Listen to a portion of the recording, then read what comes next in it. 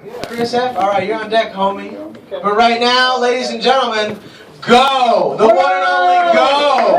His name is Go! To the victor, fucking working hard, giving us his garage! Anyway, how you doing?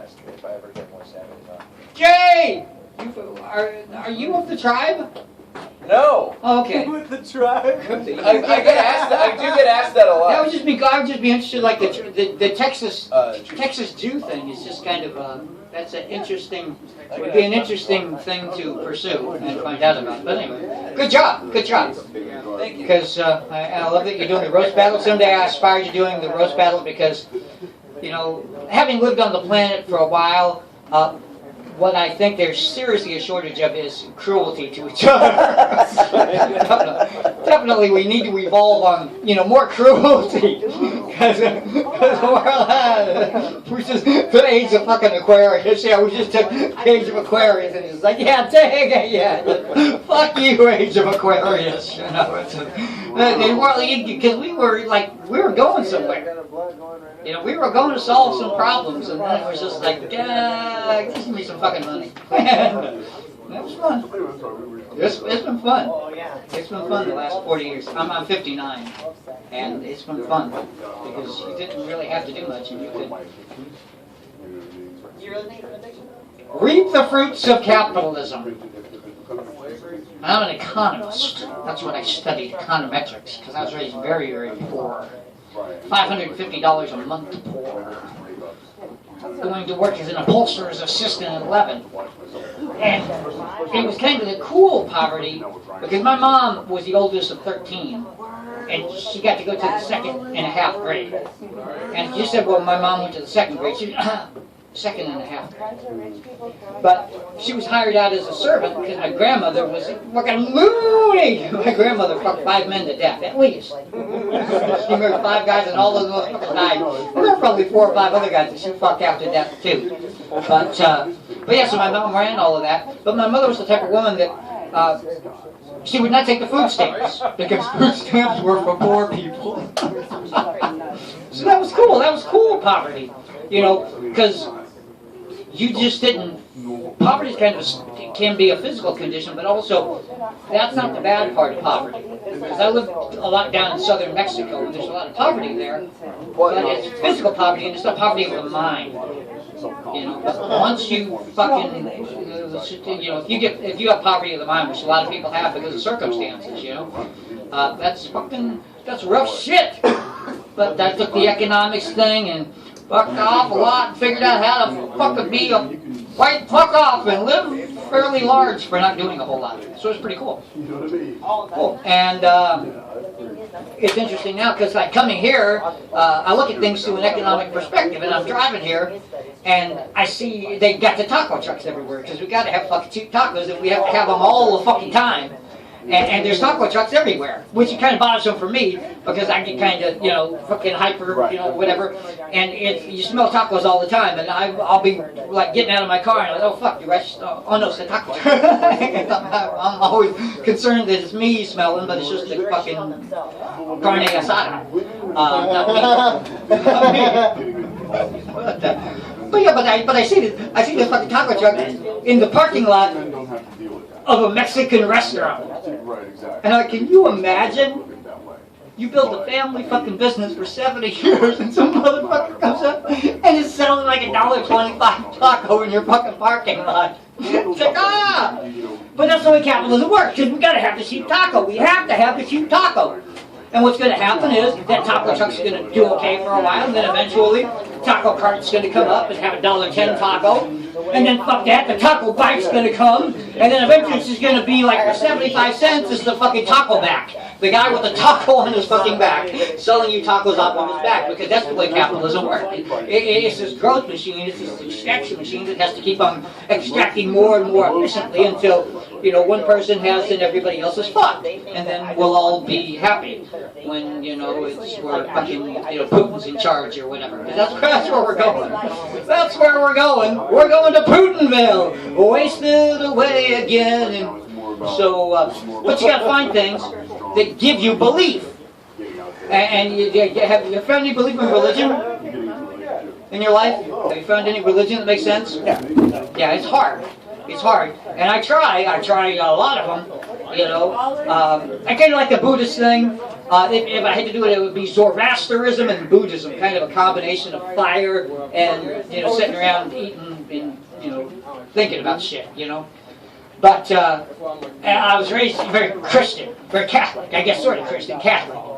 And but we didn't do the Bible much. We did the Gospels, but you didn't do the Bible much with the thing. So I read the Bible a couple times. And you know why I read the Bible? Jokes. I will burn in hell for it. God will get me for that one if there is such a being. He's going to be like, yeah, you fucking read my book. They'll fucking make jokes about it. But I'm reading the Bible, and I read it twice, and then I tried to read it again, and I can't get past the land of Nod. Do you know what the land of Nod is? If you want to fuck with Christians, talk about the land of Nod. Because the story of creation, Genesis, Nod is a hint in Genesis. But the story of creation is like God does these things. He creates, separates the water from the darkness from the light, and then he rests. You know, and it's like, well, you're God. You know, you did one fucking thing all day, but okay. You know, like, hey, you went to the dry cleaner, you know. And then he said, from the water, he did that, you know, one thing, you know. And I can understand, like, taking a break after creating the fucking animals, you know. And that day, that was a big fucking day, you know. And then, you know, he goes on and, I guess the plants, that was a big fucking day. And then he creates fucking Adam, and then he pulls out a rib, creates a woman. Yeah, then what, you're taking naps, like, you know, after that. But then you have Adam and Eve, and then they're in the garden, and then they fucking do what they're not supposed to. They eat the apple, and they're fucking, like, his punishment for that activity is he goes, well, now I'm going to give you shame, and I'm going to give you good fucking. I'm going to make you notice your nudity, and you're just going to fuck. That's your punishment, you know. It's like being a teenage person and, like, you know, go to your room and just go fuck. You know, dinner for you, just go fuck, you know, and fuck good, shameful, dirty, nasty fucking go fuck, you know. So it's kind of an odd punishment, but out of that punishment, they start fucking, they have children. They have Cain and Abel. And Abel is obviously some sort of a dick or something, or he had a nice car or something, but Cain is resentful towards that. So Cain fucking kills that motherfucker with a rock, kills him with a stone and buries him, and he's a dick, he's an idiot, so he can't play it up, and God notices that out of the 4 people on earth, that 25% of them had been eliminated. Talk about your fucking, like, genocide anyway. They fucking wipe him out, and so and what do? They banish Cain to where? To the land of Nod.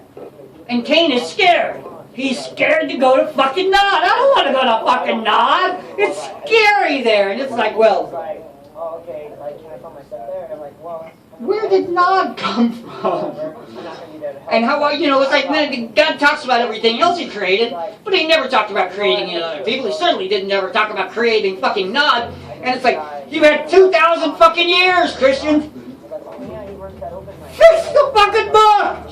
Fix the narrative! There's this big plot hole in the book, the land of Nod. And then I got to thinking, like, what is going on in this land of Nod that Cain is so freaked out, you know? Who's there? Is it Bryson Todd in the land of Nod? Because they overlook all this, you know. And homosexual was around, I guarantee you that. You know, God created that shit, you know, and he did not create that as a singular activity. He created that as a group activity.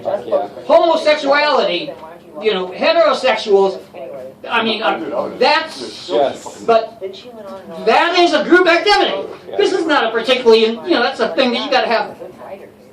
Yeah, that's a solo activity. Yeah, it can, but it's much, yeah, but this, yeah, anyway. Getting into a different thing. But this was my mentality that God created homosexual, and homosexuality has a group activity. But this, well, you know, what's going on? Is Bryson Todd in the land of Nod? Did Bryce C. Todd with that hot bod? Did he not want to spoil the child, and he was not going to spare the rod? Did he rub that nod against Todd? Did he prod Todd with the rod? Did he lose the wad? But anyway, I just wonder about the land of Nod. I wonder about the land of Nod, and I think that Cain maybe was I think he was a little fucking homophobic. So fuck that Cain guy, because he was afraid of the land of Nod and Rod and the prod. So anyway, that's the land of Nod. Anyway, that's a new piece. That's a new piece. I think there's potential there for that. What else is going on? Any questions? The Go thing? Is that kind of pretentious? I'm trying not to be pretentious, but I think sometimes if you try too hard not to be pretentious, then you go around the fucking corner and you end up back to pretentious again. So, but it's short for my real name. G-O-D. God! I am the Alpha. I am the Omega. I am He that is. Tell them I am. I am. Tell them I am, and they will know me. I am. Can you imagine if you're a fucking Moses and God comes down and he starts telling them, you know, like, I am? What the fuck are you talking? Just what's your fucking name, dude? I am. Like, what is this? This is not that. This is not cool. You're kind of weird, God. You can do better than I am. But yeah, just that's me and my Bible. That's me and my fucking with Bible, because I think about what God I would create. You ever envision what would be the perfect God for you? You ever thought of that? I've thought of that, and my God would probably be, you know, first I just like God to like maybe make a minor improvement. Because you always, you know, you don't start with major improvements. Like I would create a God that just 10%. 10% less fucking with Yemeni children. Okay? Nothing big. You know, maybe 10% less fucking with Yemeni children and 10% less blowjobs for the Saudi princes. Okay? Just little steps. Like, stop fucking with, and stop maybe 10% less using religion to fuck children, you know? Just a little thing, God. Can we do that? And I know that if I saw God, my God would just be like, yo, I'm sorry. He'd just be shrugging a lot. He would just, he'd see me coming, he'd like, oh God, here comes Go. Oh fuck, oh man.